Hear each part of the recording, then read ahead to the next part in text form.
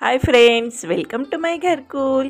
तर मैत्रिणींनो, आज आपण बघणार आहोत आपले थंडीतले जे डिंकाचे खारीक खोबऱ्याचे लाडू असतात तर ते कसे करायचे. आणि हो मैत्रिणींनो, तुम्ही जर पहिल्यांदाच हे लाडू करत असाल तर आजचा व्हिडिओ खास तुमच्यासाठीच. कारण इतकी साधी सोपी पद्धत दाखवली आहे. कसलं पाक करायचं टेन्शन नाही, का कसल्या प्रमाणाची काळजी नाही. म्हणून हा व्हिडिओ नक्की पहा. तुम्हाला हे लाडू खूप सुंदर जमतील. आणि हो, आज पहिल्यांदाच जर तुम्ही चॅनलवर आला असाल तर चॅनलला एकदा भेट द्या आणि व्हिडिओज आवडले तर सबस्क्राईब जरूर करा. तर आता आपण लाडू बनवायला सुरुवात करूयात. सर्वात आधी लाडूसाठी लागते ती खारीक खोबऱ्याची पावडर. तर ही पावडर कशी करायची याचा आपल्या चॅनलवरती आता काही दिवसांपूर्वीच व्हिडिओ आला.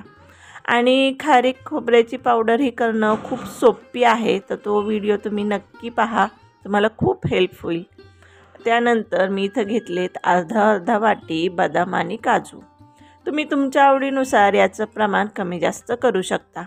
आणि इथं पाव वाटी मी आपला खाण्याचा डिंक घेतला आहे. डिंकाची अशी तळलेली आयती पावडर पण मिळते, परंतु असा कच्च्या फॉर्ममध्ये आणला तर तो चांगला.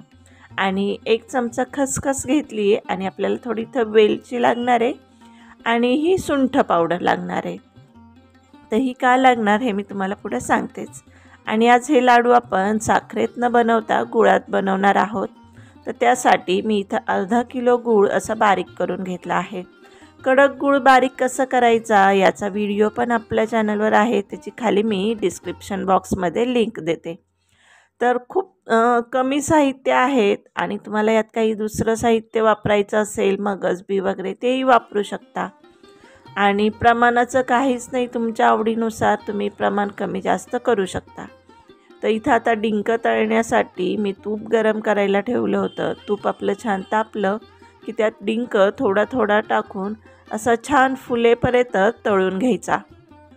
एकदम खूप डिंक टाकू नका, कारण काय होतं, बाहेरून आपल्याला तो फुलल्यासारखा दिसतो परंतु आत कच्चाच राहतो. आणि नंतर बारीक क्रश केल्यानंतर तो असा कडक राहिल्यामुळं कचकच लागते. म्हणून छान त्याला फुलू द्यायचा. लो टू मीडियम फ्लेमवरती गॅस ठेवायचा, म्हणजे छान तो तळला जातो. आणि नंतर आता आपण बाकीचेही डिंक तळून घेणार आहोत. डिंक तळून झाल्यानंतर त्याच तुपामध्ये आपल्याला बदाम पण तळून घ्यायचे आहेत. आणि हो, बदाम काजू तळताना आपली गॅसची फ्लेम ही एकदम लोवर ठेवा. म्हणजे काय होतं, हे बाहेरूनच जास्त फ्लेम असेल तर बाहेरूनच आपल्याला तळल्यासारखे वाटतात पण आत कच्चे राहतात. असे छान खुसखुशीत तळण्यासाठी याला लो फ्लेमवरतीच तुम्ही तळून घ्या. आता काजू तळताना तर ॲक्च्युली मी गॅस बंद केला आहे, कारण तूप चांगलं गरम झालं. काजूही लवकर तळल्या जातात आणि करपतात. म्हणून असं एकदम कमी फ्लेमवरती तुम्ही काजू तळून घ्या. आणि करपट झालेले काजू अजिबात चांगले लागत नाहीत, म्हणून लो फ्लेमवरती काजू तळून घ्यायचे. आता त्यानंतर त्याच तुपामध्ये आपले जे खारीक खोबऱ्याचं पावडर आहे तर ती टाकायची. आणि त्याचसोबत आपल्याला इथं खसखसही टाकायची. आणि नंतर याला व्यवस्थित आपण भाजून घेणार आहोत. तूप तुम्हाला जास्त आवडत असेल थोडं तूप तुम्ही आणखी ॲड करू शकता. आणि याला भाजून घ्यायचं आहे. तुमच्याकडं काही लाडू करण्याची काही वेगळी पद्धत असेल किंवा तुम्ही कुठल्या दुसऱ्या गोष्टी टाकत असाल तर मला कमेंट्समध्ये सांगायला विसरू नका. आणि आता हा तळलेला डिंक आपण मिक्सरच्या भांड्यात फिरून घेणार आहोत. तुम्ही असंच पेल्याने ताटावरती बारीक क्रश केला तरीही चालेल, परंतु मिक्सरवरती पटकन होतो आणि एक समान याची पावडर तयार होते. तर ह्या अशा पद्धतीने आपल्याला डिंकाची पावडर तयार करून घ्यायची. आणि त्याचनंतर आपण ह्याच भांड्यामध्ये आपले जे बदाम आणि काजू आहेत तळलेले तर ते पण बारीक करणार आहोत.